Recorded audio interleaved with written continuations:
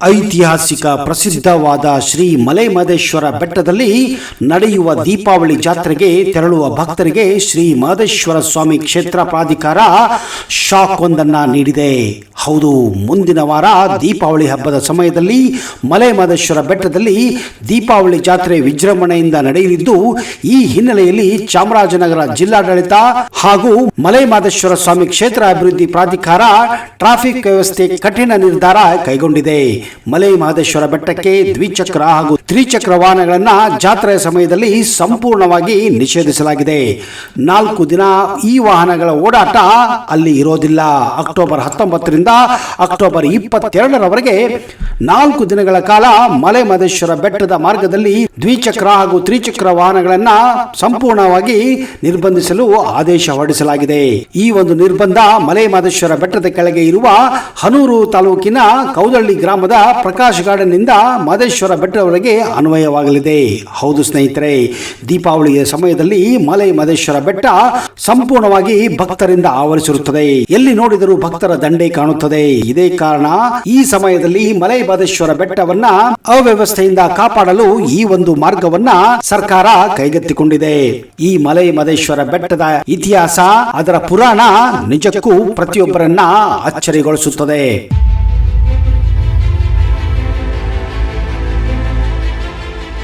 ಕರ್ನಾಟಕ ಪುಣ್ಯಕ್ಷೇತ್ರಗಳ ತವರೂರು. ಪಶ್ಚಿಮ ಘಟ್ಟಗಳ ಉತ್ತುಂಗ ಶಿಖರದಲ್ಲಿ ಒಂದಾದಂತಹ ಮಲೆಮಹದೇಶ್ವರ ಬೆಟ್ಟ ನಿಸರ್ಗ ಮಡಿಲಲ್ಲಿ ನೆಲೆಗೊಂಡಿರುವ ಒಂದು ಪ್ರಮುಖ ಪುಣ್ಯಕ್ಷೇತ್ರವಾಗಿದೆ. ಕೊಳ್ಳೇಗಾಲಕ್ಕೆ 72 ಕಿಲೋಮೀಟರ್ ಹಾಗೂ ಮೈಸೂರಿನಿಂದ 108 ಕಿಲೋಮೀಟರ್ ದೂರದಲ್ಲಿರುವ ಈ ಬೆಟ್ಟ ಶ್ರೇಣಿಯೇ ಮಹದೇಶ್ವರ ಬೆಟ್ಟ. ಈ ಬೆಟ್ಟವನ್ನ ಮಹದೇಶನ ಬೆಟ್ಟ, ಮಹದೇಶ್ವರ ಗಿರಿ, ಎಂಎಂ ಹಿಲ್ ಎಂದು ಕೂಡ ಖ್ಯಾತವಾಗಿದೆ. ಈ ಬೆಟ್ಟ ಕೊಳ್ಳೇಗಾಲದ ಪೂರ್ವದಲ್ಲಿರುವ ಒಂದು ಪವಿತ್ರ ಯಾತ್ರಾ ಸ್ಥಳ ಕೂಡ ಒಂದು. ಪ್ರಸಿದ್ಧ ಮಲೆಮಹದೇಶ್ವರ ದೇವಸ್ಥಾನ ಸುತ್ತಮುತ್ತಲಿನ ಪ್ರದೇಶವು ಸಂಪೂರ್ಣವಾಗಿ ಬೆಟ್ಟ ಪ್ರದೇಶವಾಗಿದೆ ಮತ್ತು ಈ ದೇವಾಲಯವು 77 ಬೆಟ್ಟಗಳ ಮಧ್ಯದಲ್ಲಿದೆ. ಪ್ರತಿ ಹಿಂದೂ ಹಬ್ಬದ ಸಂದರ್ಭದಲ್ಲಿ ವಿಶೇಷ ಕಾರ್ಯಗಳನ್ನು ಇಲ್ಲಿ ಆಯೋಜಿಸಲಾಗುತ್ತದೆ. ಅದರಲ್ಲೂ ಶಿವರಾತ್ರಿ, ದೀಪಾವಳಿ, ಯುಗಾದಿ ಹಬ್ಬದ ಸಂದರ್ಭದಲ್ಲಿ ಅಂತೂ ಈ ಸ್ಥಳದಲ್ಲಿ ಭವ್ಯ ಸಂಭ್ರಮವನ್ನ ನೀವು ಕಾಣಬಹುದು. ಈ ವಿಶಾಲವಾದ ಬೆಟ್ಟದ ಮೇಲೆ ಮಹದೇಶ್ವರ ಸ್ವಾಮಿಯ ದೇವಾಲಯವಿದೆ.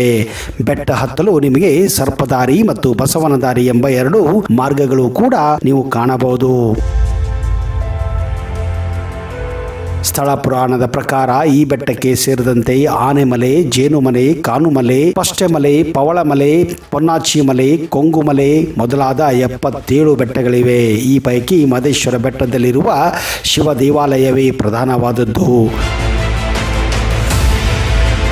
ಗಿರಿಜನರ, ಸೋಲಿಗರ ಮತ್ತು ಸುತ್ತಮುತ್ತಲಿನ ಪ್ರದೇಶದ ಹಲವು ವಂಶಗಳ ಕುಲದೈವತೆಯಾಗಿ ಪೂಜಿಸಲ್ಪಡುವ ಮಹದೇಶ್ವರರು 15ನೇ ಶತಮಾನದಲ್ಲಿ ಜೀವಿಸಿದ್ದರೆಂದು ಇತಿಹಾಸ ಸಾರುತ್ತದೆ.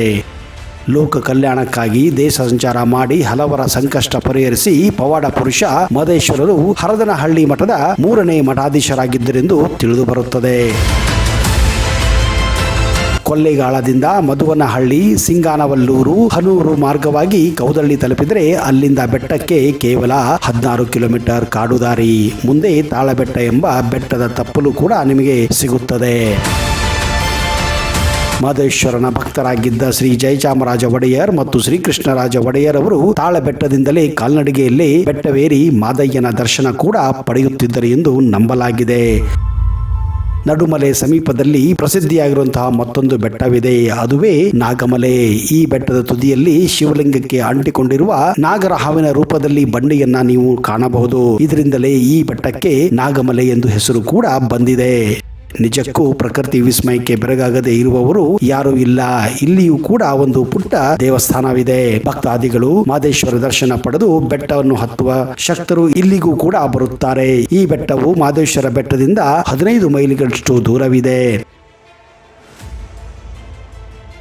ಮಹದೇಶ್ವರ ದೇವಾಲಯವನ್ನು ಹಿಂದೆ ಜುಂಜುಗೌಡ ಶ್ರೀಮಂತ ಕುರುಬಗೌಡ ಮಾಲೀಕರು ನಿರ್ಮಿಸಿದ್ದರು ಎಂದು ನಂಬಲಾಗಿದೆ. ಮಹದೇಶ್ವರ ಶಿವನ ಅವತಾರ. 15ನೇ ಶತಮಾನದಲ್ಲಿ ಸಂತ ಮಹದೇಶ್ವರರು ಇಲ್ಲಿ ತಪಸ್ಸು ಗೈದಿದ್ದರೆಂದು ನಂಬಲಾಗಿದೆ. ಹಾಗೆಯೇ ಇಲ್ಲಿ ಐತಿಹಾಸಿಕ ಪುರಾವೆಗಳು ಸೂಚಿಸುತ್ತವೆ. ಅವರು ದೇವಾಲಯದ ಗರ್ಭಗುಡಿಯಲ್ಲಿ ಲಿಂಗ ರೂಪದಲ್ಲಿ ತಪಸ್ಸು ಮಾಡಿದ್ದರೆಂದು ನಂಬಲಾಗಿದೆ. ಈ ಗರ್ಭಗುಡಿಯಲ್ಲಿ ಪೂಜಿಸಲ್ಪಡುವ ಶಿವಲಿಂಗವು ಸ್ವಯಂಭೂ ಆಗಿದೆ.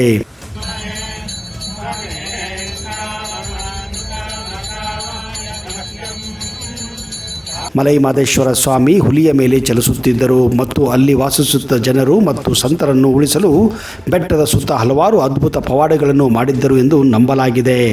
ಅಂತರಗಂಗೆ ಎಂಬ ದೀರ್ಘಕಾಲೀನ ಮೂಲದಿಂದ ಹರಿಯುವ ನೀರಿನ ಹರಿವು ಕೂಡ ಇಲ್ಲಿದೆ. ಅಲ್ಲಿ ಭಕ್ತರು ಪವಿತ್ರ ಸ್ನಾನ ಮಾಡುತ್ತಾರೆ. ಗಂಗಾದೇಶ್ವರ ಮತ್ತು ಲಕ್ಷ್ಮೀನಾರಾಯಣ ದೇವಾಲಯಗಳಿಗೂ ಕೂಡ ಭಕ್ತರು ಭೇಟಿ ನೀಡುತ್ತಾರೆ.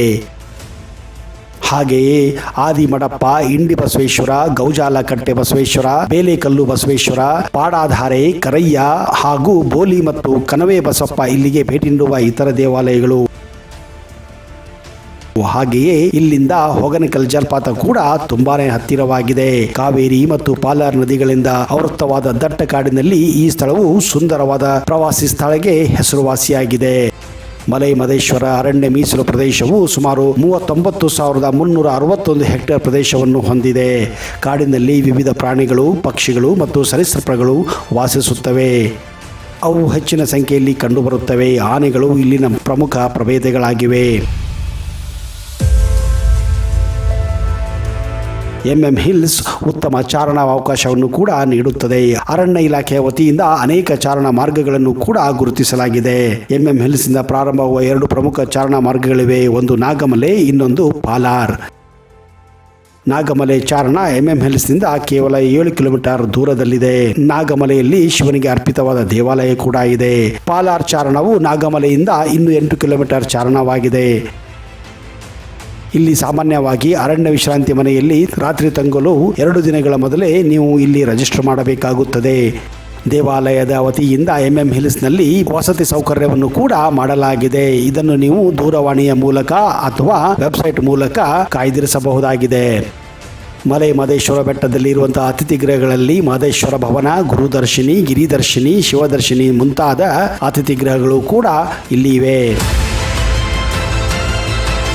ಇಲ್ಲಿ ಪ್ರತಿನಿತ್ಯ ಅನ್ನದಾಸೋಹ ಕೂಡ ನಡೆಯುತ್ತದೆ. ಇಲ್ಲಿ ಯಾತ್ರಾರ್ಥಿಗಳಿಗೆ, ಭಕ್ತಾದಿಗಳಿಗೆ ಉಚಿತ ಆಹಾರವನ್ನು ಕೂಡ ಒದಗಿಸಲಾಗುತ್ತದೆ. ಮಲೈ ಮಹದೇಶ್ವರ ಬೆಟ್ಟವನ್ನು ಭೇಟಿ ಕೊಡಲು ಉತ್ತಮ ಸಮಯ ಅಂದರೆ ಅದು ಅಕ್ಟೋಬರ್ನಿಂದ ಮಾರ್ಚ್ವರೆಗೆ ಆಗಿದೆ. ಸುಮಾರು 50 ವರ್ಷಗಳ ಹಿಂದೆ ಈ ಸ್ಥಳಕ್ಕೆ ರಸ್ತೆ ಸೌಲಭ್ಯವೇ ಇರಲಿಲ್ಲ. ಜನರು ಕಾಲ್ನಡಿಗೆಯ ಮೂಲಕ ದೇವಸ್ಥಾನವನ್ನು ತಲುಪುತ್ತಿದ್ದರು. ಪ್ರಸ್ತುತ ಕರ್ನಾಟಕ ಸರ್ಕಾರ ಹಾಗೂ ತಮಿಳುನಾಡು ರಾಜ್ಯಗಳಿಂದ ರಸ್ತೆ ಸಂಪರ್ಕವಿದೆ ಹಾಗೂ ಈ ಮಾರ್ಗದಲ್ಲಿ ಪ್ರತಿದಿನ ಈಗ 100ಕ್ಕೂ ಹೆಚ್ಚು ಬಸ್ಗಳು ಸಂಚರಿಸುತ್ತವೆ. ಮೈಸೂರು, ಬೆಂಗಳೂರು, ಚಾಮರಾಜನಗರ ಹಾಗೂ ಕೊಳ್ಳೇಗಾಲದಿಂದ ಸಾಕಷ್ಟು ಬಸ್ಸುಗಳ ಸೌಕರ್ಯ ಕೂಡ ಇದೆ. ಸ್ನೇಹಿತರೆ, ಒಂದು ವೇಳೆ ನೀವು ಮೈಸೂರು, ಕೊಳ್ಳೇಗಾಲ, ಚಾಮರಾಜನಗರಕ್ಕೆ ಹೋದರೆ ದಯವಿಟ್ಟು ಹಿಲ್ಸ್ ಅಂದರೆ ಮಲೈ ಮಹದೇಶ್ವರ ಬೆಟ್ಟಕ್ಕೆ ತಪ್ಪದೆ ಭೇಟಿ ಕೊಡಿ. ಆ ಮಹದೇಶ್ವರನ ಆಶೀರ್ವಾದ ಸದಾ ನಿಮ್ಮ ಮೇಲೆ ಇರಲಿ ಎಂದು ನಾವು ಕೂಡ ಆಶಿಸುತ್ತೇವೆ. ಅಲ್ಲಿಯವರೆಗೆ ಜೈ ಹಿಂದ್, ಜೈ ಕರ್ನಾಟಕ, ಉಗೆ ಉಗೆ ಮಹದೇಶ್ವರ.